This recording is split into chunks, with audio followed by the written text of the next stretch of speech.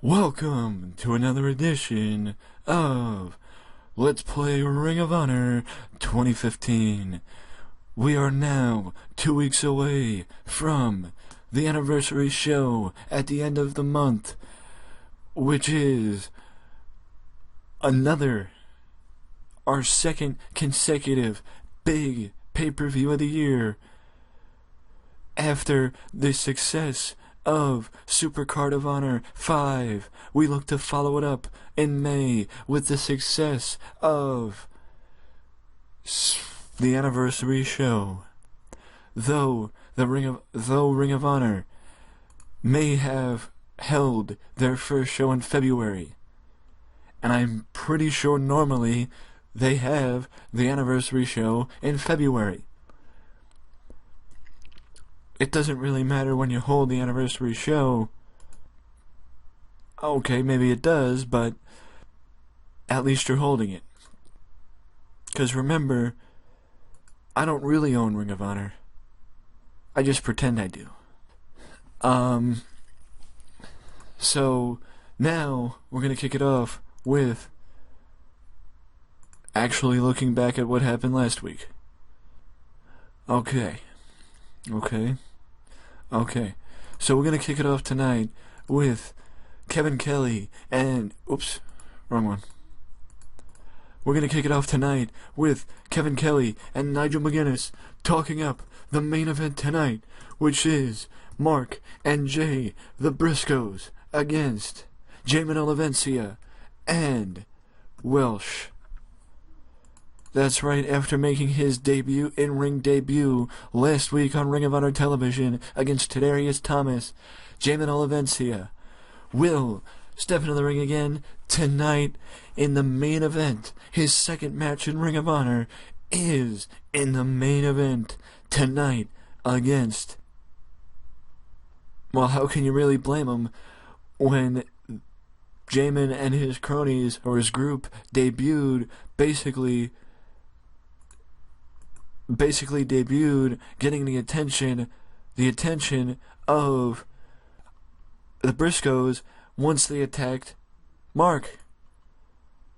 Now we're going to move forward with our first match of the night, and it will be the not often seen but not forgotten about Cliff Compton up against the returning Colt Cabana. And of course, Colt is victorious over Cliff Compton in his return to Ring of Honor here tonight. And now we move forward with the next match here tonight, and it will see the man who's the opposite of Cliff Compton, both figuratively and literally the opposite of Cliff Compton, because TJ Perkins doesn't often go a week without being used. And now we set up this segment, which you won't hear about again, or you won't hear anything about until we go through the show for a second time. But right now, we will see TJ Perkins once again issuing an open challenge to any and all people in the wrestling world, as TJ Perkins is on a one-man mission to prove beyond a shadow of a doubt that he is the best wrestler in the world under 230 pounds. And this week, he goes up against Sure Thing Mark Sherman. If you don't know who Sure Thing Mark Sherman is, I will try and include a video in the description below, or in the comments. So I will try and include a video to help you figure out, or help you better understand who Mark Sherman is. Which one am I looking for? Oh, this one. There's just so many beatdowns that I don't remember which one I look for. If you want me to detail why I can do this and not worry about the overall rating of the show, then put it down in the comment section below. If you want if you want to know why I can include bad segments with good segments, the plain and simple reason is because not all the segments are rated on the final rating of the show. Just the top 3 best ratings in the main event and the semi-main event are rated for the final rating, which means this segment could be an 18, and I could get 2 50s and a 30. The 2 50s and a 30 would be the ones that get rated, not the 18. So it saves me, and it lets me have the ability to use people like ACH and Mark Sherman and TJ in segments that they might not be the best at, but how do you expect them to get better if you don't use them in segments they're not good at? Now we move forward with the next match tonight, and it is going to be I honestly don't know. I honestly don't know. I wasn't planning on doing another match, but I guess timing wise it fits. Another match fits. So I decided to let, you know what, I'm gonna change that. I decided to let this match sort of be like the main event, because it's Adam Cole versus Brian Kendrick. You know? And this way, this match could be the semi-main, but still on the main event spot. But the reason why I'm giving it half time, you'll see in a second. Oops. Draw. Sports entertainment finish. Interference. Guard 1. Guard 2. Jimmy Rave. Roddy. 65. Okay, so we have... What was I looking for? Oh. No, I gotta go here, and then I gotta go here. 6 people? No, 8 people. Okay. So it's Jay, it's Mark, it's Welsh, it's Jamin Olivencia, it's Roderick Strong. It's Roderick Strong, it's Guard 1, it's Guard 2, and it's Jimmy Rave. As Chaos, as Ring of Honor, as this episode of Ring of Honor television descends into chaos with the mysterious outside, with Olivencia and his group against the Briscoes, Roddy Strong, and the returning Jimmy Rave. What a way to end this episode of Ring of Honor television. I'm gonna just push this match back, this segment back, and I'm gonna add one last opening segment. Opening match.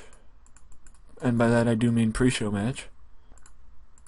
Because I feel like certain people deserve to be used that aren't being used. So I'm going to use them. And here we go. So, we're going to kick off with the show. It is Adam Page in the pre-show match against Cedric Alexander, and for the first time in quite a while, not only was Adam Page used, but Adam Page gets the victory. And now we move on to the actual show, the live television broadcast, which kicks off with Kevin Kelly and Nigel McGuinness welcoming you to this episode of Ring of Honor Television, live from Macon, Georgia, in the Macon City Auditorium. And they promote the main event tonight, the Briscoes versus Jamin Olivencia and Welsh. Now, we move on to the opening match tonight, and it is Colt Cabana versus Cliff Compton. That's right, Colt Cabana is back in Ring of Honor. He returns. This is his return to his old stomping grounds in Ring of Honor. Now, if you are also a fan of my WWE Let's Play, I did something like this with Shelton Benjamin, where I brought in Shelton Benjamin, he fought The Miz, and I said that this might be a one-off thing for Shelton Benjamin. This might also be a one-off thing for Colt Cabana. I have to decide on what I want to do with him. And also, as you can tell, the inverted Boston Crab, that's actually the Billy Goat's curse. And now we move to the next segment, which sees T.J. Perkins cut a promo that we've all become quite familiar with, and that is T.J. promoting himself and putting himself over as the best wrestler in the world under 230 pounds, and he says he proved it to Christian York at Supercard of Honor when he beat Christian York, proving everyone wrong that he was afraid of Christian York, that Christian York was better than him. But this time, he's got to go against ACH. This time, ACH thinks is on the same level as TJ Perkins. You can't be on the same level as the best if you've never beaten the best. Of course, he says that to ACH. He says ACH isn't the best. He says ACH isn't on his level, but he versus sure thing Mark Sherman. And once again, like I said before, if you're curious who Mark Sherman is, I'll include a video of a Mark Sherman match either in the description or the comment section of this video. But much like last time, this time TJ once again attacks his opponent and puts the beatdown on Sherman, not only in Sherman's debut, but an unnecessary beatdown at... Don't mind me. stopping the attack and stopping Sherman from getting a serious beating. ACH runs in to help sure thing Mark Sherman from being decimated by the self-proclaimed best wrestler in the world under 230 pounds, and TJ and ACH have a heated confrontation with ACH as ACH helps Mark Sherman to his feet, rather. And now we move forward with the next match. I know you might ask, well, what the heck is this? Why isn't Adam Cole and Brian Kendrick, why don't they have a bigger role?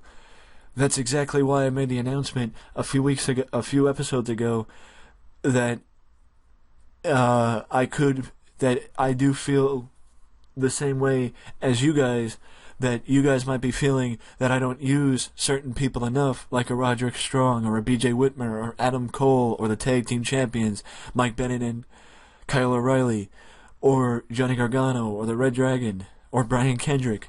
You know, the list goes on. The list is far too long of talent that I don't use too much, and I'm making some adjustments and I'm adding some people to feuds, but in all actuality,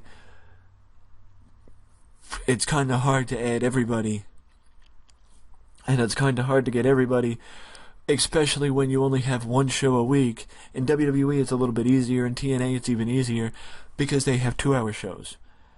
Because they have 2-hour shows on a weekly basis. Ring of Honor, an hour. Yes, ROH does it quite well, but I'm not ROH, and there's a reason why I'm pretending. But either way, Adam Cole defeats Brian Kendrick. And the point of what I just said, and the point of, all that nonsense, if things don't turn around and I don't feel a little bit more comfortable booking ROH, then come Glory by Honor in August, Glory by Honor will be the final pay-per-view for this Let's Play series, and that's where this series will end. Either Glory by Honor or the name of the pay-per-view escapes me, but whatever the November pay-per-view is, that could be the last one, just so I can say I did it for a year. But either way, that's for the future. For now, we go to a pre-recorded backstage segment involving Roderick Strong and the Briscoes, as Roddy basically offers Mark and Jay help. He says to Jay and Mark, "I know we haven't always seen eye to eye, but I got your back in this, because they attacking you means they're attacking Ring of Honor, and they're attacking what this company stands for. I am Mr. ROH. I am like you. I am part of what this company stands for, so I stand with you, Mark, Jay. You need my help, I got your back." And it just so happens that a week main event may have, well, I'm going to go a different route with what I was going to say. The main event, which was announced on ROHWrestling.com before Friday evening. Friday evening, because the show runs on Saturday. After the events of last week, which saw the Briscoes try and get their hands on Jamin Olivencia, Welsh, and his two max guards, after Jamin and his group attacked the Briscoes a few weeks ago. Mark, back at I believe it was Supercard of Honor, when Jay was defending his title against, no, it was the night that he was defending his title against Rob Echoes, I'm pretty sure. I forget. Either way, they attacked Mark a few weeks ago, taking Mark out of the picture, and many people thought that they were going to go after Jay next, but they just stayed silent.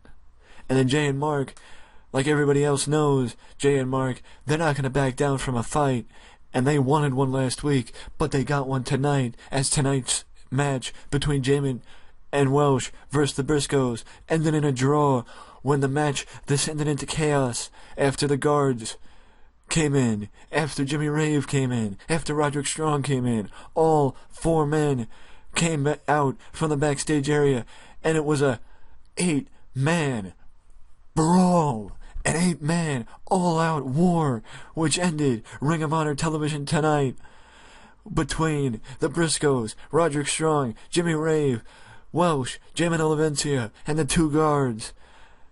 It was an all-out brawl. Chaos reigns supreme as the show goes off the air with 8 men.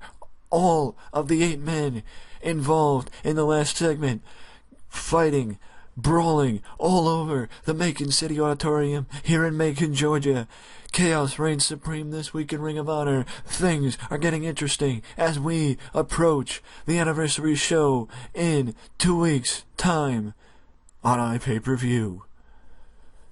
But we still got 2 weeks for that, and it seems like, well, may have hit a snag in the road in building up Ring of Honor in my mindset, or how I see ROH, or of how I see ROH can be. Well, think about it. How many of you know who Jamin Olivencia is? How many of you would think Welsh could be featured in a top role? Same with 2 maxed guards, Jimmy Rave. No offense to Jimmy Rave or any of these talents, but when you come fresh into a new company, unless you're a major name, how often are you used as a top guy? You're right. That's true. But fact of the matter is, most people know Ring of Honor's roster, and they know ROH's roster ain't that deep when it comes to top guys. That's why Jay Lethal and Roderick Strong fought each other for most of the year last year. But that's beside the point. Let me address this. We got a 45, very subpar, very disappointed.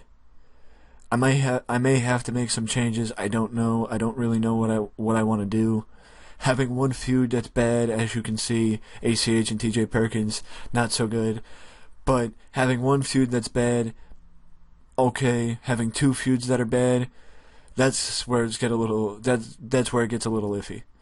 So, but either way, we lost popularity in one region. That's manageable. It's not like we lost the popularity in 10 or 15 or 6. We lost it in 1. It's manageable. We can come back from that next week with a better show. Hey, I liked the show this week. I thought it was pretty good.